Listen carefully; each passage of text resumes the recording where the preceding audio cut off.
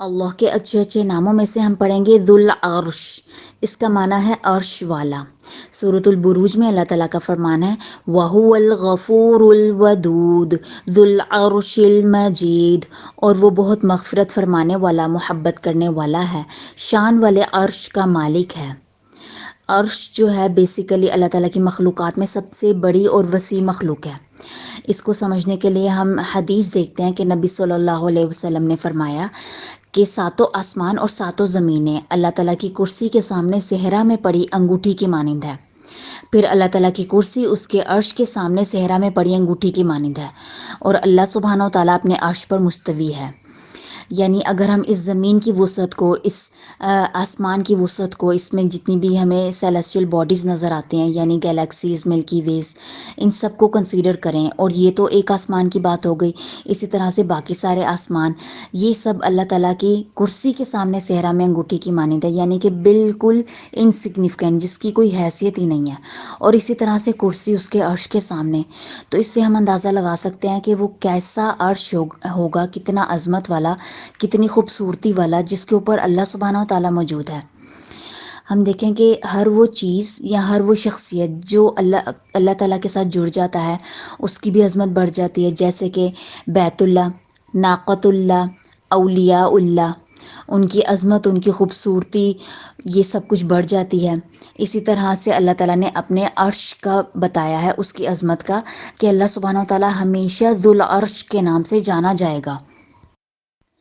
ہم دیکھیں سب سے پہلے تو 7 آسمان ہیں، اس کے بعد پھر جنت کے 100 درجے ہیں، اور سب سے اوپر والا جو درجہ ہے وہ جنت الفردوس ہے، اس کے اوپر جو ہے وہ اللہ تعالیٰ کا عرش ہے، یعنی کہ جنت الفردوس کی چھت ہے اللہ تعالیٰ کا عرش، اور اللہ سبحانہ و تعالیٰ اپنے عرش پر مستوی ہے، جیسے کہ اللہ تعالیٰ نے بتا دیا کہ اس کا عرش شان والا ہے۔ اسی طرح سے قرآن میں یہ بھی بتا دیا گیا الرحمن علی العرش استوی،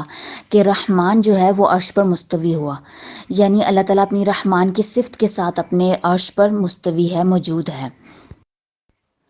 اسی طرح ہم دیکھیں کہ اللہ تعالیٰ کے سامنے یہ پوری کائنات جو ہے ایک رائے کے دانے کے برابر بھی نہیں ہے، بلکہ اس سے بھی چھوٹی ہے۔ اگر ہم اپنے ہاتھ میں ایک رائے کا دانہ رکھیں اور اس کو دیکھیں تو ہمیں وہ کتنا انسگنیفیکنٹ لگے گا، اور اللہ سبحانہ و تعالیٰ اتنی عظیم ذات ہے، تو پھر وہ کس طرح کے عرش کا مالک ہوگا جو اس کائنات کو رائے کے دانے کے برابر دیکھتا ہے یا اس سے بھی چھوٹا۔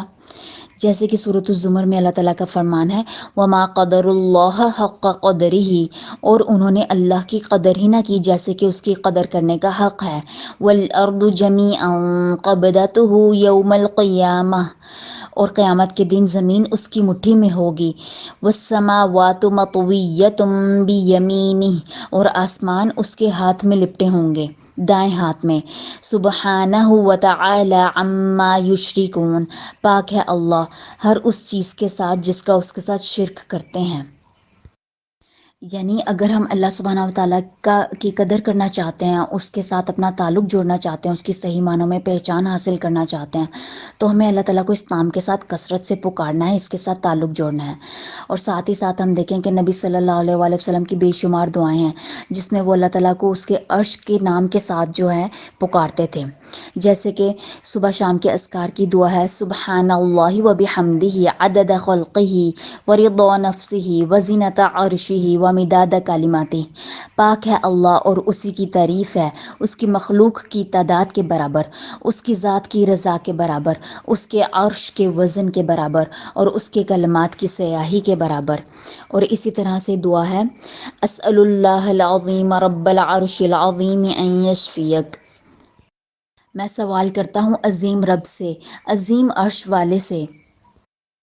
کہ وہ تجھے شفا عطا فرمائے۔ اسی طرح سے قرآن میں دعا ہے حسبی اللہ لا الہ الا هو علیہ توکلت وہو رب العرش العظیم، کافی ہے اللہ جس کے سوا کوئی معبود نہیں، اسی پر میرا توکل ہے، اور وہ رب ہے عرش عظیم کا، یعنی بہت عظیم عرش کا رب ہے۔ ہمیں ان دعاؤں کو بھی کثرت سے پڑھنا ہے اور اللہ سبحانہ و تعالیٰ کے ساتھ تعلق جوڑنا ہے۔